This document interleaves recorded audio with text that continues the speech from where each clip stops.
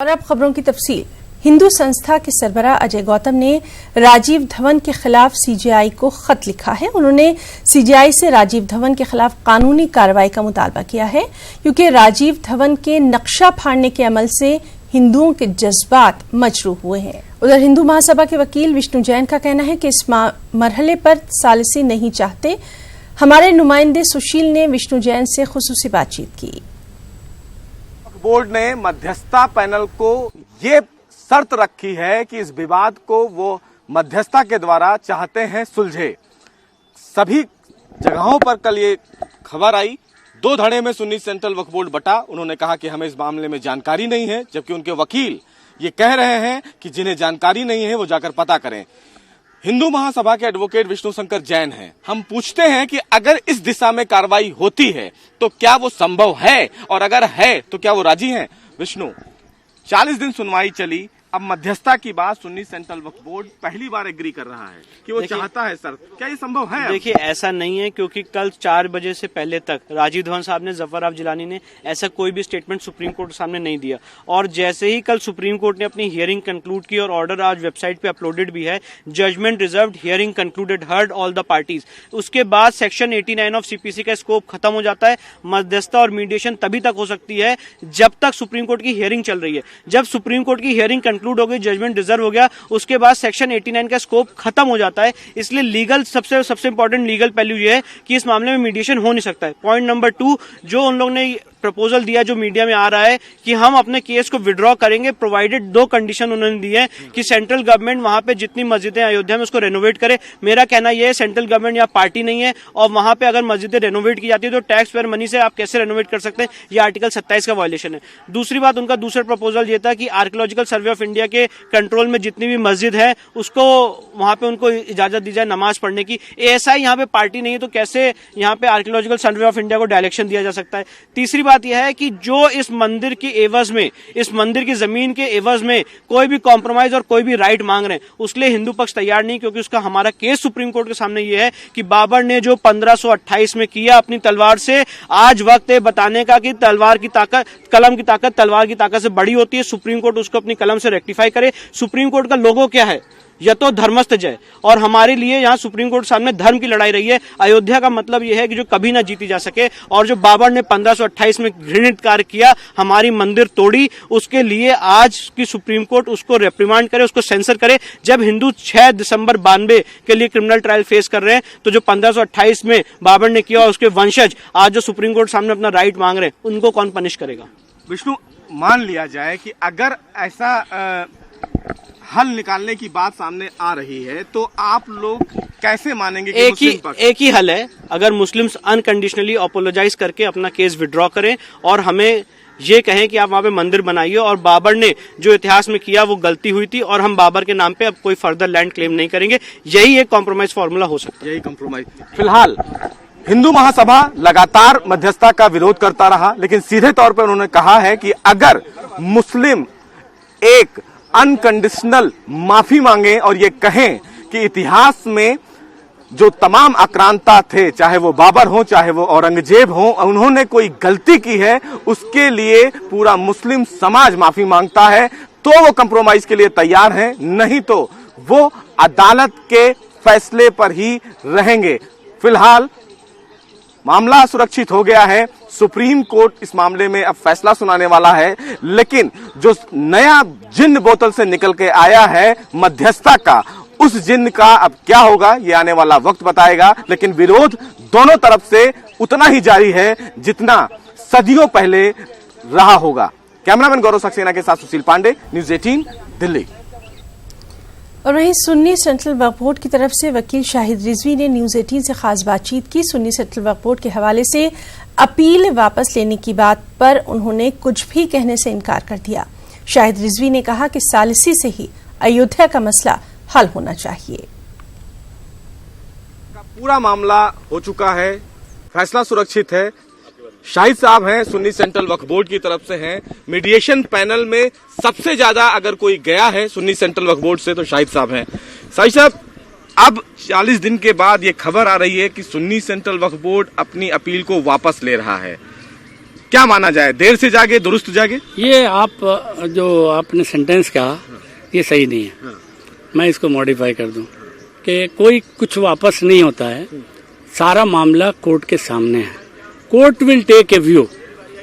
कुछ टर्म्स के ऊपर पार्टीज ने सेटलमेंट किया है जिससे इस मसले का निवारण और हल बहुत सौहार्दपूर्ण माहौल में हो सकता है।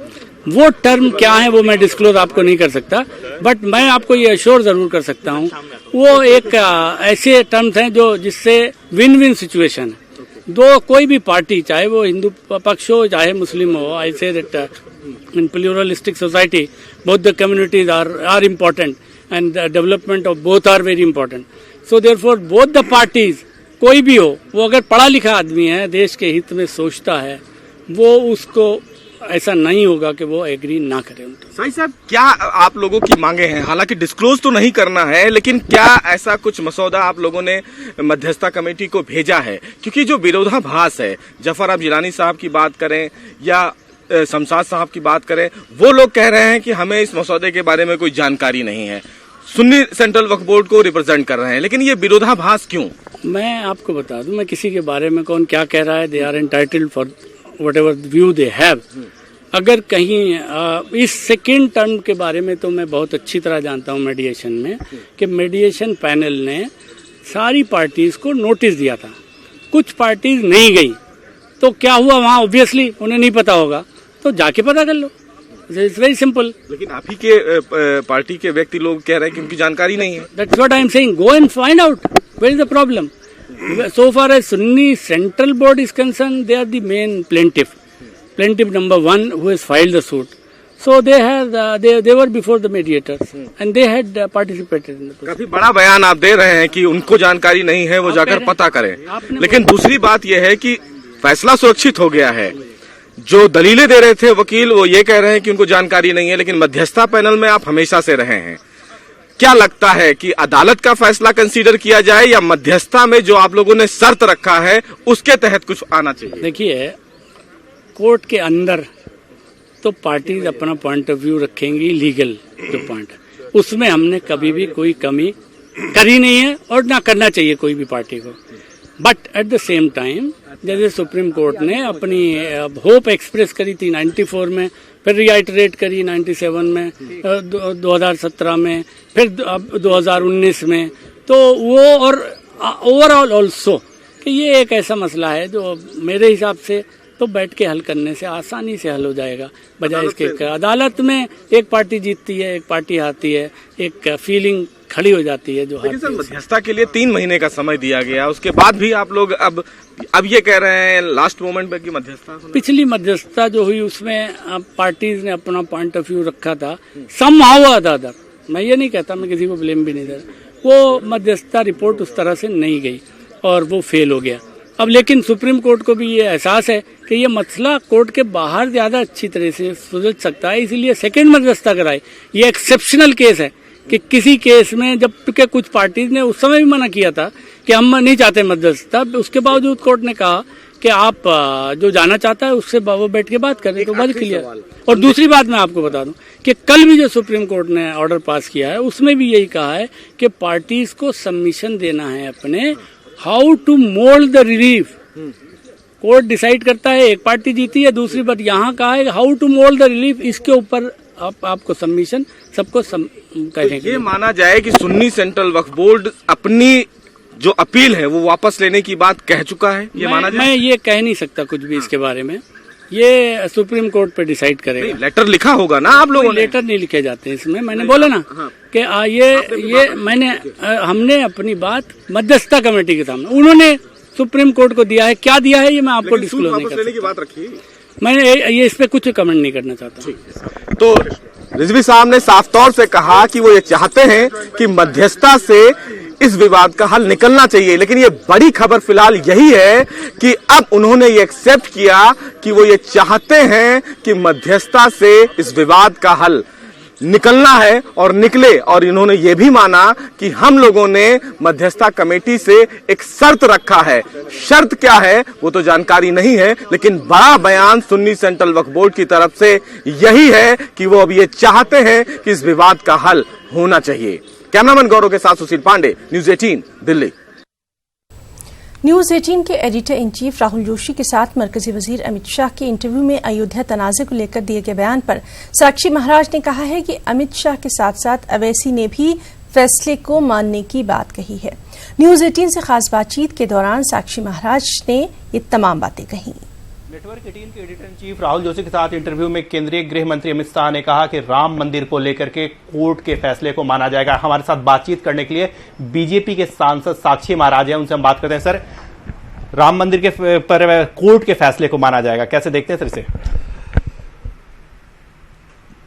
ये माननीय अमित शाह जी ने ही नहीं कहा है, ये कासमी जी ने भी कहा है, ये ओवैसी ने भी कहा है कि माना जाएगा। और साक्षी महाराज का ही मानना यही है कि 150 साल पुराना विवाद केस, 40 दिन की सुनवाई, 4 हफ्ते में जजमेंट, इतना बड़ा काम सुप्रीम कोर्ट ने किया है कि उसका जितना भी धन्यवाद किया जाए उतना कम है। नंबर 4 हफ्ते में निर्णय आने वाला है। हमने 1.5 साल संतोष कर लिया, तो फिर 22 दिन संतोष करने में कुछ बनता बिगड़ता नहीं है। इतना हमको संतोष धारण करना चाहिए और जो भी माननीय सुप्रीम कोर्ट का आदेश आए उसका अक्षर से पालन करना चाहिए। हाँ सर, इसके साथ साथ अगर हम बात करें सर, देवेंद्र फडणवीस ने भी यह कहा है कि सावरकर को भारत रत्न मिलना चाहिए सर। हालांकि कांग्रेस और कुछ लोग इसका विरोध भी कर रहे हैं। सरकार का निर्णय वीर सावरकर को भारत रत्न देने का है, देर से ही सही, बहुत स्तुत्य कदम है, इसकी हम लोग प्रशंसा करते हैं। और वीर सावरकर के साथ जिन लोगों ने इस देश की आज़ादी के लिए हंसते हंसते फांसी का फंदा चूमा था, ऐसे शहीदों का और भी आगे चल के सम्मान हो, हम यह भी सरकार से अपील करेंगे। ये बहुत अच्छा कदम है, इसकी जितनी प्रशंसा की जाए कम है। ठीक है, बहुत धन्यवाद। कैप्टन मुनमुन सिंह के साथ विनीत कुमार, न्यूज 18 दिल्ली। दिल्ली के वज़ीर आला अरविंद केजरीवाल ने आलूदगी के हवाले से अहम ऐलान किया है। उन्होंने कहा कि 4 नवंबर से ताक और जुफ्त फार्मूला नाफिज कर दिया जाएगा। सुबह 8 बजे से रात 8 बजे तक ताक और जुफ्त नाफिज रहेगा, जबकि इतवार के रोज ताक और जुफ्त नाफिज नहीं रहेगा। 2 व्हीलर पर ताक और जुफ्त का निफाज नहीं होगा। इसके अलावा दीगर रियासतों की गाड़ियों पर भी ताक और जुफ्त नाफिज रहेगा। केजरीवाल ने मजीद कहा कि ऑड इवन स्कीम की खिलाफवर्जी करने वालों पर 4000 रुपए का जुर्माना लगेगा। वहीं खवातीन, मरीज और स्कूली बच्चों वाली गाड़ियों पर ताक और जुफ्त की पाबंदी नहीं होगी। बाहर के राज्यों से जो पराली जलने की वजह से धुआं आ रहा है, उसकी वजह से जो प्रदूषण बढ़ता जा रहा है, उसको ध्यान में रखते हुए सरकार ने 4 नवंबर से 15 नवंबर तक दिल्ली में ऑड इवन लागू करने का ऐलान किया था। आज उसकी लगभग सारी चीज़ें तय हो गई हैं जो मैं आपको बताने जा रहा हूँ। ये 4 नवंबर से 15 नवंबर तक लागू होगा। जो इवन डेट्स हैं उनको इवन नंबर्ड व्हीकल्स उन दिनों में अलाउ किए जाएंगे और जो ऑड डेट्स हैं उसमें ऑड नंबर्ड व्हीकल्स अलाउ किए जाएंगे। ये दूसरे राज्यों से आने वाली गाड़ियों के ऊपर भी लागू होगा और ये केवल नॉन ट्रांसपोर्ट 4 व्हील्ड व्हीकल्स पे लागू होगा। तो इसका मतलब 2 व्हीलर्स जो हैं वो इससे एग्जम्प्ट होंगे सीएनजी से, ये ऑड इवन से। सुबह 8 बजे से शाम को 8 बजे तक लागू होगा। संडेज को लागू नहीं होगा, मंडे टू सैटरडे लागू होगा और इसका वायलेशन करने पे 4000 रुपए का जुर्माना होगा। खबर दिल्ली से है, जहां के चिड़ियाघर यानी दिल्ली के जू में एक शख्स शेर के पिंजरे में कूद गया। इसके बाद लोगों की आंखें फटी की फटी रह गईं। ये शख्स बहुत देर तक शेर की आंखों में आंखें डालकर उसके सामने खेलता रहा। तस्वीरों में आप देख सकते हैं कि किस तरह से ये शख्स शेर के सामने बेखौफ होकर कभी बैठ जाता है, कभी लेट जाता है। हालांकि बताया यही गया कि इस शख्स की जहनी हालत ठीक नहीं है। चिड़ियाघर के 10 स्टाफ की मदद से इस शख्स का रेस्क्यू किया गया। बड़ी मशक्कत के बाद इस शख्स को सही सलामत बाहर लाया गया, लेकिन जिस तरह से इस शख्स ने शेर के सामने ये हरकत की, उससे बाकी लोग सकते में आ गए।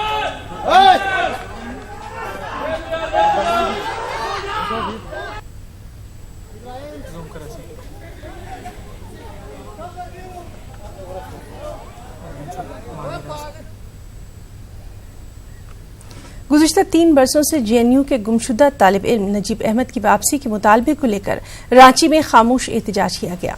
SIO की जानिब से मुनक़दा इस खामोश मार्च में शामिल तलबा ने जांच एजेंसियों की कारकर्दगी पर सवाल उठाया। एहतजाज के मौके पर तलबा ने इजलास का भी इनेकाद किया।